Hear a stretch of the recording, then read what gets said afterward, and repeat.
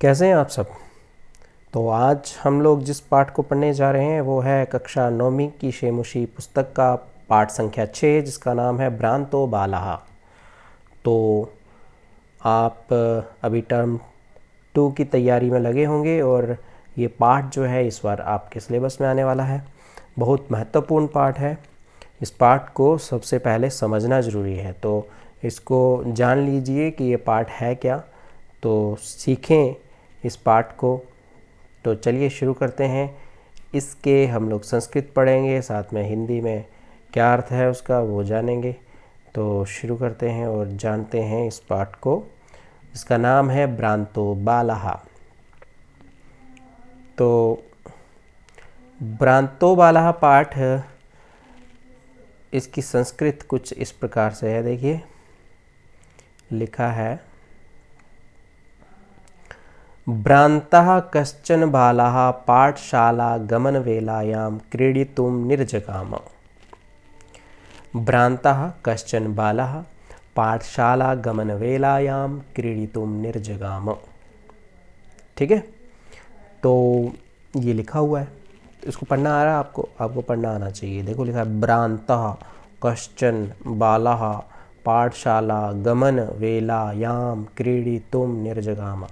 तो सर आपको क्या कहेंगे या मैम आपको ये कहेंगे कि आप इसकी जो है वो रीडिंग कीजिए, है ना। तो रीडिंग करना भी आनी चाहिए। ये नहीं है कि सिर्फ आपने इसका हिंदी में अर्थ जान लिया और हो गया, नहीं। आपको संस्कृत पढ़ना आनी चाहिए, आपको सुनना समझना आनी चाहिए और बोलना आनी चाहिए। बोलना मतलब ये नहीं है कि आपको बोलना आ जाएगा, बहुत सारे लोगों को बोलना नहीं आती है, लेकिन ये ज़रूर है कि आप इसको देख के बोल सके, है ना। तो चलिए शुरू करते हैं और इसके बाद पढ़ते हैं आगे। इसका अर्थ क्या होगा वो जानते हैं। इसका अर्थ है कि कश्चन बालः पाठशाला गमनवेलायां क्रीडितुं निर्जगाम, है ना। इसका अर्थ हुआ है कि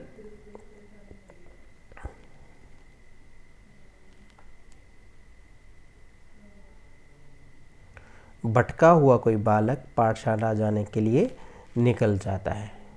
भटका हुआ कोई बालक, कैसा बालक? भटका हुआ, जो मतलब जाना कहीं, उसका टारगेट यहाँ है जाना, लेकिन वो इधर चला जाता है। तो ये हो गया भटक गया वो अपने।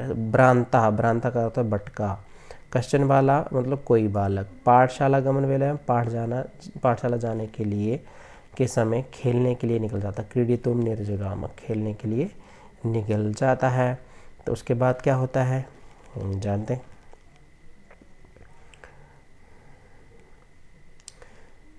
किंतु तेन सह केलिभिः कालं क्षेप्तुं तदा कोऽपि न वैश्येषु उपलभ्यमान आसीत्।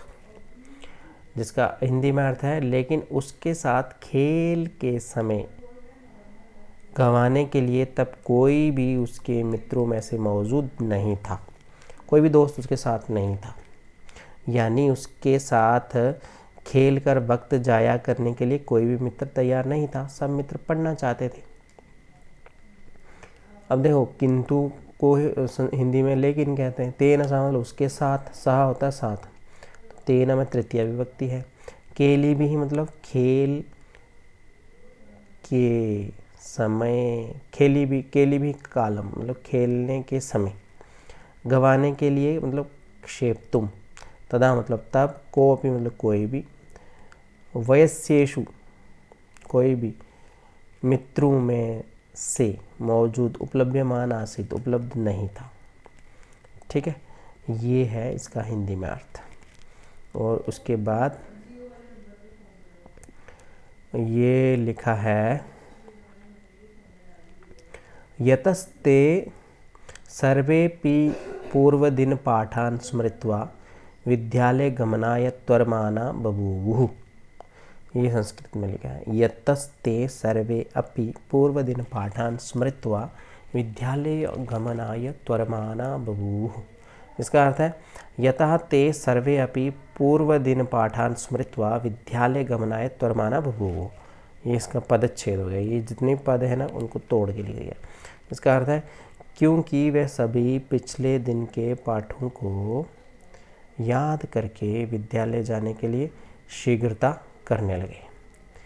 ठीक है, विद्यालय जाने के लिए क्या करने लग गए? शीघ्रता करने लगे, जल्दी करने लगे कि उनको विद्यालय जाना है। त्वर माना हो गया शीघ्रता।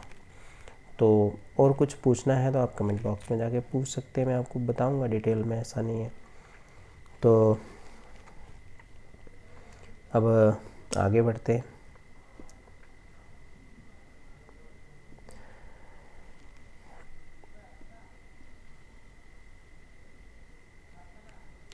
आगे ये लिखा है कि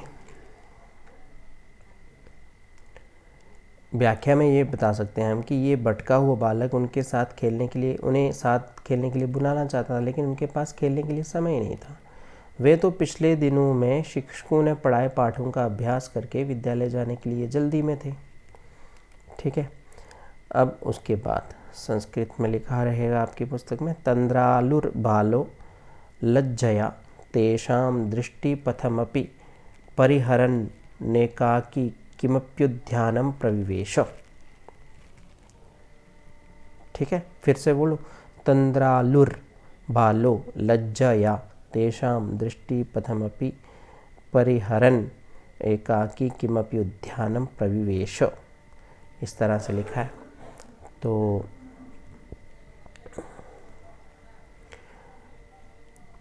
अब इसका पदच्छेद इस तरह से है, तंद्रालु बाला लज्जया तेषां दृष्टिपथमपि परिहरन् एकाकी किमपि उद्यानं प्रविवेश। ये इसका पदच्छेद हो गया। और पदच्छेद में थोड़ा सा और इजी हो जाता है, इसलिए पदच्छेद में आप देख लेते हैं जल्दी जल्दी। तो इसका हिंदी में अनुवाद ये है कि आलसी बालक शर्म से उनकी नज़रें चुराकर अकेला ही किसी बगीचे में घुस गया। कहाँ घुस गया? एक बगीचे में। स चिंतयामास विरमन् त्वेते वराकः पुस्तकदासः। स चिंतयामास विरमन्तु एते वराकः पुस्तकदासः। एते वराकः पुस्तकदासः। तो इसका हिंदी में ये अर्थ है कि वह सोचने लगा, रहने दो इन बेचारे पुस्तकों के गुलामों को। वराका होते हैं बेचारे, वराका क्या होंगे? बेचारे। पुस्तक दासों के पुस्तक के गुलाम। विरमन्तु मतलब रहने दो, एते इन सबको, सचिंतय मतलब सोचने लगा। ठीक है, अब उसके बाद आगे बढ़ते हैं। अहम पुनरात्मानं विनोदयिष्यामि। अहम पुनरात्मानं विनोदयिष्यामि अर्थ इसका ये है कि अहम पुनः आत्मानं विनोदयिष्यामि, मैं फिर से अपने आप का मनोरंजन करता हूँ। मैं फिर से अपने आप का मनोरंजन करता हूँ। तो चलिए, अपना मनोरंजन खुद ही करता है ऐसा उसने बोला। तो उसके बाद क्या हुआ? आगे संस्कृत में लिखा है, ननु भूयो द्रक्ष्यामि क्रुद्धस्य उपाध्ययस्य मुखम। ननु भूयो द्रक्ष्यामि क्रुद्धस्य उपाध्ययस्य मुखम। भले फिर से देख लूँगा गुस्सैले शिक्षक का मुँह। बालक इतना पक्का है कि उसे गुस्से से भरा शिक्षक का मुंह देखना पड़े। यानी शिक्षक क्रुद्ध हो तो उसे चलता है, लेकिन विद्यालय जाकर पढ़ना उसे पसंद नहीं है। ठीक है, बालक इतना पक्का है कि उसे गुस्से से भरा शिक्षक का मुंह देखना पड़े तो चलता है, लेकिन विद्यालय जाकर पढ़ना उसे पसंद नहीं है। ननु का अर्थ होता है भले, भूय मतलब फिर से, देख लूँगा द्रक्ष्यामि क्रुद्धस्य गुस्सैले शिक्षक का, उपाध्याय ऐसे शिक्षक का, मुख मतलब मुँह। ठीक है, अब आगे बढ़ेंगे और इसके बाद संस्कृत में लिखा हुआ है, संत्वेते निष्कुटवासिन एव प्राणिनो मम वयस्य इति। संत्वेते निष्कुटवासिन एव प्राणिनो मम वयस्य इति। इसका क्या अर्थ है? चलिए देखते हैं। जिसको इस तरह से हम बोल सकते हैं, संतु एते निष्कुटवासिनः एव प्राणिनः मम वयस्य इति। ये पदच्छेद हो गया। ठीक है, इसका हिंदी में यह अर्थ है कि हो जाए ये कोठरी में रहने वाले ही प्राणी मेरे मित्र। तो हो जाएंगे कोठरी में रहने वाले ही प्राणी मेरे मित्र। कोठरी में मतलब बालक सोचता है कि उसके मित्र यदि उसके साथ खेलना नहीं चाहते हैं तो कोई बात नहीं है। बालक चाहता है कि ये पेड़ों के कोठरों में रहने वाले प्राणी ही उसके मित्र बन जाएं। वह बगीचे में अकेला था, उसे मित्रों की आवश्यकता थी, तथापि कोई मित्र उसके साथ खेलने के लिए तैयार नहीं था। इसलिए वह प्राणियों को ही अपना मित्र बनाने का प्रयत्न करता है। किन प्राणियों को बनाने का प्रयत्न कर रहा है ये देखते हैं। तो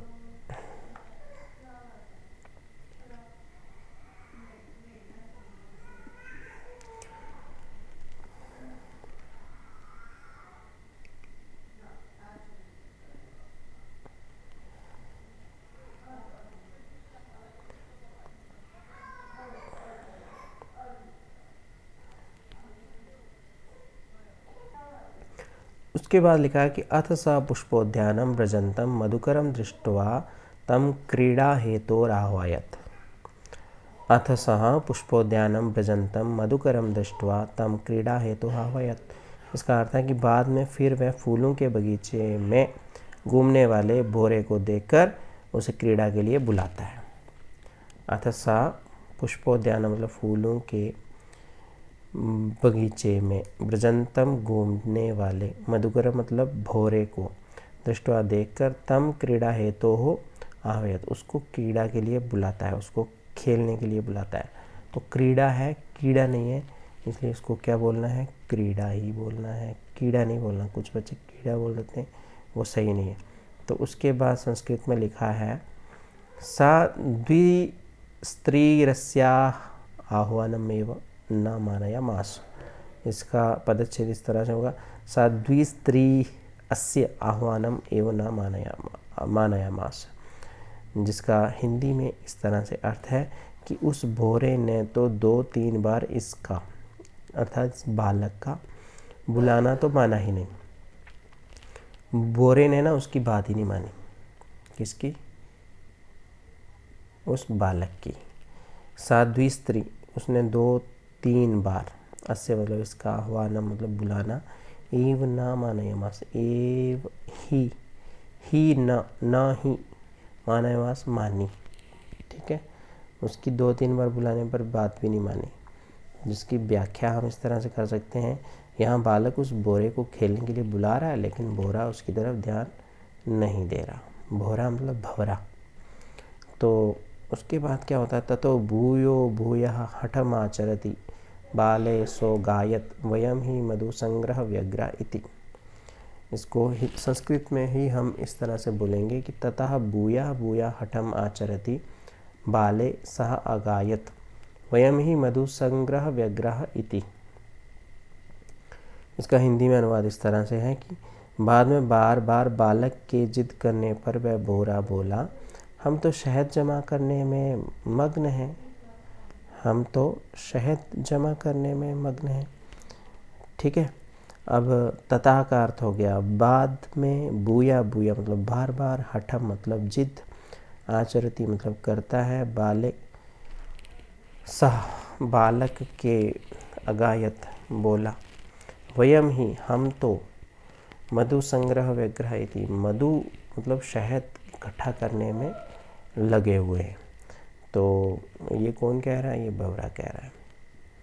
तो उसके बाद इसकी व्याख्या कुछ इस प्रकार से कर सकते हैं हम। देखो, भौरे ने बालक के बुलाने को अनसुना कर दिया, तो बालक ने भी बार बार जिद करके उसे बुलाया ही, लेकिन बालक के ऐसा हट करने पर भौरे ने बस इतना कहा, हम तो शहद जमा करने में बिजी हैं, व्यस्त हैं, हम तो शहद इकट्ठा करने में व्यस्त हैं। तो अब उसका ऐसे उत्तर से बालक समझ गया कि भौरा उसके साथ खेलने के लिए नहीं आ सकता। भौरे ने उसका प्रस्ताव ठुकरा दिया, इस बात का बालक को बुरा भी लगा। ये तो व्याख्या थी। अब उसके बाद हम इसकी संस्कृत जानते हैं, आगे क्या लिखा है, तदा सा बालः कृतमनेन मिथ्यागर्वितेन कीटेन इत्यन्यतो दत्तदृष्टिश्चटकमेकं चञ्च्वा तृणशाला कादिक माददानमपश्यत्। ठीक है, तो जिसका फिर से हम एक बार उच्चारण करेंगे। देखो पदच्छेद में हम इसको इन शब्दों को तोड़ के बोल सकते हैं, मतलब अलग अलग करके बोल सकते हैं। देखो तदा स बालः कृतम अनेन मिथ्यागर्वितेन कीटेन इति अन्यतः दत्तदृष्टिः चटकम एकम शालाकादिकम आददानम अपश्यत। ठीक है, ये इसका पदच्छेद है। अब इसका हिंदी में अर्थ जान लेते हैं। तब उस बालक ने किया है इस झूठे घमंडी कीड़े ने ऐसा कहकर दूसरी तरफ देखा तो एक चिड़े को चोंच से घास फूस वगैरह लेकर जाते हुए देखा। व्याख्या इसकी यह है कि बेचारे बालक के साथ खेलने के लिए बोरे ने मना कर दिया, तो उसने गुस्से से कहा कि ऐसा बर्ताव मेरे साथ उस बोरे ने घमंड से किया है। यानी वह बालक बोरे को घमंडी कहता है, लेकिन तभी उसकी नज़र दूसरी तरफ पड़ती है तो उसे एक चिड़ा अपनी चोंच में घास फूस आदि लेकर जाते हुए दिखता है। बालक को उसे भी अपने साथ खेलने के लिए बुलाने की इच्छा होती है, क्योंकि बालक को तो कोई खेलने के लिए चाहिए ना। तो अगर आप भी बालक होते तो आपको भी कोई चाहिए होता खेलने के लिए। तो उसके बाद संस्कृत में क्या लिखा है, उवाच च अयि चटकपोत मानुष्यस्य मम मित्रं भविष्यसि यही क्रीडावः। इस तरह से वो बोलता है। ठीक है, फिर उसके बाद क्या होता है, हिंदी में अनुवाद इसका यह है कि और वह बोला, हे चिड़ियों में श्रेष्ठ चिड़े, मुझ इंसान का मित्र होगे, चलो खेलते हैं। तो व्याख्या इस तरह से, वह बालक पहले उस चिड़े को पहले चटकपोत ऐसा कहकर प्रशंसा करता है, चटकपोत यानी चिड़ों में श्रेष्ठ, और बाद में पूछता है क्या तुम मेरे जैसे मित्र को मित्र बनाना चाहते हो, चलो खेलते हैं। अब उसके बाद संस्कृत में देखो लिखा है, त्यज शुष्कम एतत्तृणम स्वादुनि भक्ष्य कवलानि ते दास्यामि इति। त्यज शुष्कम एतत्तृणम स्वादुनि भक्ष्य कवलानि ते दास्यामि इति। इस तरह से बोलता है। तो उसके बाद छोड़ दो सूखी ये घास, ऐसा हिंदी में अर्थ इसका है कि छोड़ दो ये सूखी घास, स्वादिष्ट खाने के लिए अच्छे निवाले तुम्हें दूंगा। लालच दे रहा उसको खेलने के लिए, किसको, एक चिड़िया को। कितना कुछ करना पड़ता ना बच्चों को खेलने के लिए। तो अब इसका अर्थ है कि बालक यहाँ उस चिड़े को लालच दिखाना चाहता है। पहले वाक्य में तो खेलने के लिए बुलाता है, यही क्रीडावा, और अब इस वाक्य में उस चिड़े को स्वादिष्ट खाने के लिए भी ललचाता है। तो संस्कृत आगे जानते हैं, सातु नीड़ा कार्यो बटदृशाखायां तद्यामी कार्येन इत्युक्त्वा स्वकर्म व्यग्रो बभूव।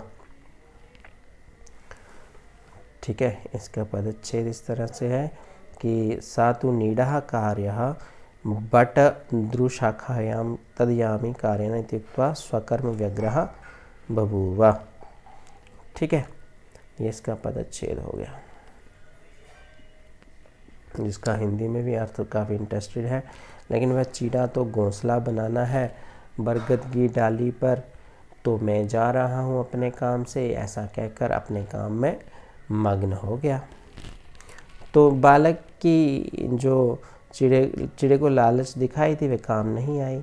चिड़े ने बस इतना कहा कि मुझे बरगद के पेड़ की डाली पर घोंसला बनाना है, मैं तो अपने काम से जा रहा हूँ। अर्थात बालक की लालच में चिड़ा नहीं फंसा।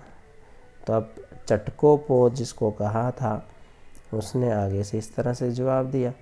तो संस्कृत में आगे लिखा रहेगा आपकी पुस्तक में, तदा खिन्नो बालकः एते पक्षिणो मानुषेषु नोपगच्छन्ति। ठीक है, तदा खिन्नो, तब मतलब वो खिन्न हो गया, दुखी हो गया था।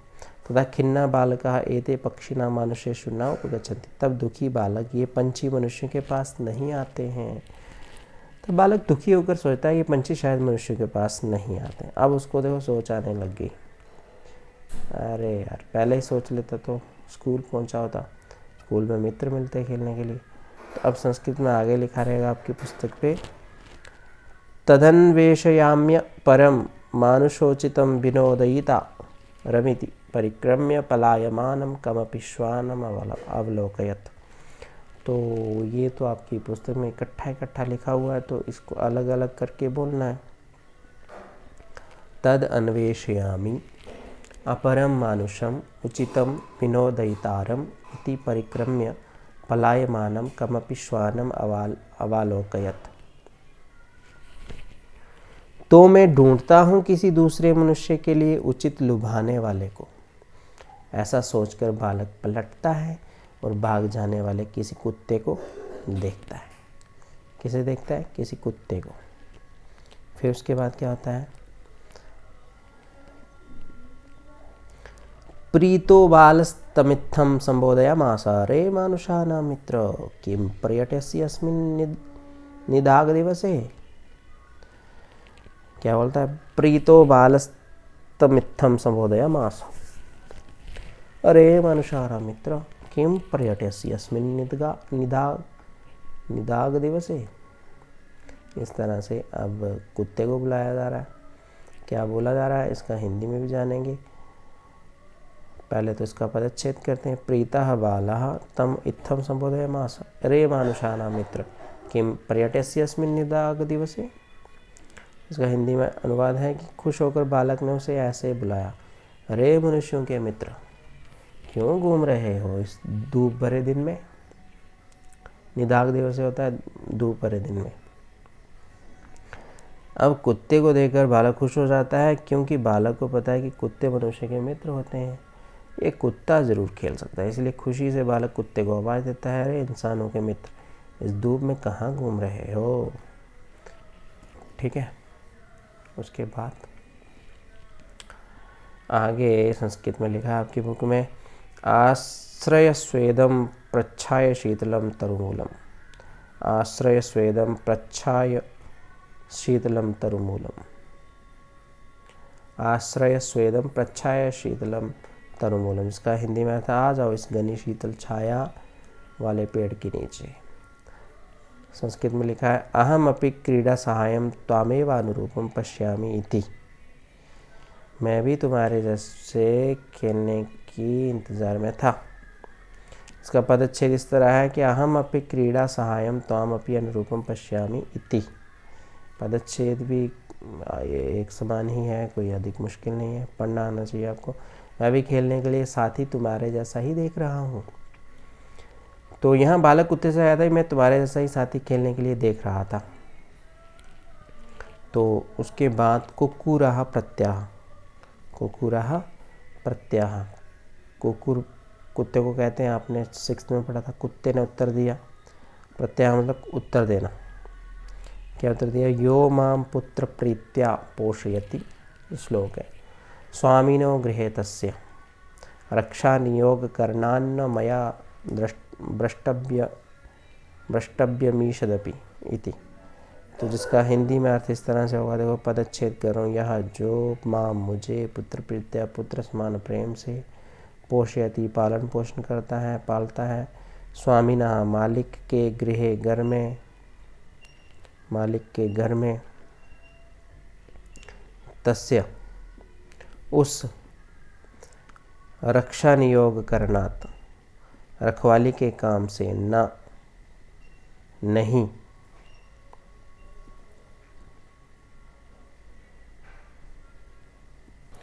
रक्षा नियोग करना रखवाली के काम से, न नहीं, मया मया मतलब मेरे द्वारा, भ्रष्टव्यम चूकना चाहिए, भ्रष्ट होना चाहिए, हर्ष, ईशदपि थोड़ा सा भी, ईशदपि मतलब थोड़ा सा भी, मुझे अपने रास्ते से नहीं भटकना चाहिए। इसका अन्वय इस तरह से, या स्वामी मां पुत्र प्रीत्या पोषयति तस्य स्वामिनः गृहे रक्षा नियोग कारणात् मया ईशदपि न भ्रष्टव्यम। हिंदी में अनुवाद इस तरह से, जो मुझे पुत्र समान प्रेम से पोसता है, उस मालिक के घर में रखवाली के काम से मुझे जरा भी नहीं चूकना चाहिए। तो संस्कृत में आगे लिखा है, सर्वैरेवं निषिद्धा स बालो विनीत मनोरथः सन्। सर्वैरेवं निषिद्धं स बालो विनीत मनोरथः आसन्। तो उसके बाद पदच्छेद में इस तरह से लिखा है, सर्वैः एवं निषिद्धा सा बाला विनीत मनोरथः सन्। सभी के द्वारा इस प्रकार से झिटका हुआ वह बालक जिसके इरादे टूट चुके थे। इस प्रकार से भोरा, चिड़ा और कुत्ता, इन सभी ने बालक के साथ खेलकर समय की बर्बादी करने के लिए मना किया। इस वजह से बालक के इरादे टूट गए और अब वह बालक सोचने लगा। क्या सोचने लगा? संस्कृत में लिखा है कथमस्मिन् जगति प्रत्येकं स्वस्वकृत्ये निमग्नो भवति। कथमस्मिन् जगति प्रत्येकं स्वस्वकृत्ये निमग्नो भवति। कथम मतलब कैसे। अब इसका पदच्छेद इस तरह से है कथमस्मिन् जगति प्रत्येकं स्वस्वकृत्ये निमग्नो भवति। निमग्नो का हो गया निमग्न। कैसे इस दुनिया में हर कोई अपने अपने काम में निमग्न होता है। अब न कोऽप्यहमेवं वृथा कालक्षेपं सहेते, न कः अपि अहमिव वृथा कालक्षेपं सहेते। ठीक है, अब बच्चे को थोड़ी सी अक्ल आई। हिंदी में अनुवाद यह है कि नहीं कोई भी मेरे जैसा बेकार कालक्षेप टाइम पास सहन नहीं करता। आप चाहे तो स्क्रीनशॉट ले सकते हैं, इनकी स्क्रीनशॉट लेके तो आप पढ़ सकते हैं आराम से। अब बालक के दिमाग की बत्ती जलने लगती है। वह सोचता है कि दुनिया में सभी अपने अपने काम में लगे रहते हैं, कोई भी मेरे जैसा नहीं है, यानी कोई भी जानवर भी अपना समय गंवाना नहीं चाहता है। तो आगे लिखा है संस्कृत में नमः एतेभ्यः येर्मे तंद्रालुतायां कुत्सा समापादिता। ठीक है, अब पदच्छेद में इस तरह से लिखा है नमा एतेभ्यः ये ही में तंद्रालुतायां कुत्सा समापादिता। ठीक है, और अंत में नमन है उन्हें जिन्होंने मेरा आलस्य में मेरी निंदा की। अब बालक उन सभी का धन्यवाद कर रहा है जिन्होंने उसके आलस्य की निंदा करके उसे जगाया। अब संस्कृत में आगे लिखा है अहम शोचितमहमपि करोमि इति विचार्य त्वरितं पाठशालाम् उपजगाम। कुछ पढ़ना नहीं आए तो आप मुझे बताइएगा, मैंने इस चैनल पे आपके लिए सब वीडियोस रखी हुई हैं।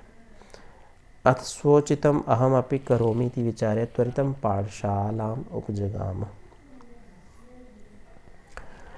और फिर अपने लिए सही में भी करूँगा ऐसा सोचकर जल्दी से पाठशाला चला गया। अब अपने लिए जो सही है वह मुझे भी करना चाहिए ऐसा वह बालक सोचने लगा और विद्यालय चला गया। संस्कृत में लिखा है ततः प्रवृत्ति सा विद्या व्यसनी भूत्वा महतीं वैदुषी प्रथा संपदम च लेवे। इसके बाद वो विद्या में मन लगाने लगा और बड़ा विद्वान होकर के बहुत सारी संपदाओं को प्राप्त करता है, बहुत सारी इज्जत प्रतिष्ठा। उसके बाद उसने पढ़ने में मशगूल होकर बहुत बड़ी विद्वता प्रसिद्धि और संपत्ति प्राप्त की। तो बहुत लंबी वीडियो तो नहीं है, 30 मिनट की है, तो इसमें आपको लगभग समझ आ ही गया होगा। चैनल पे नए हो तो सर का चैनल सब्सक्राइब कर लो और ऐसे ही और भी बहुत सारी वीडियोस जो आप कहोगे वो मैं बनाऊंगा। आप देखो घर में रह करके आराम से पढ़ो और परीक्षा की तैयारी में लग जाओ।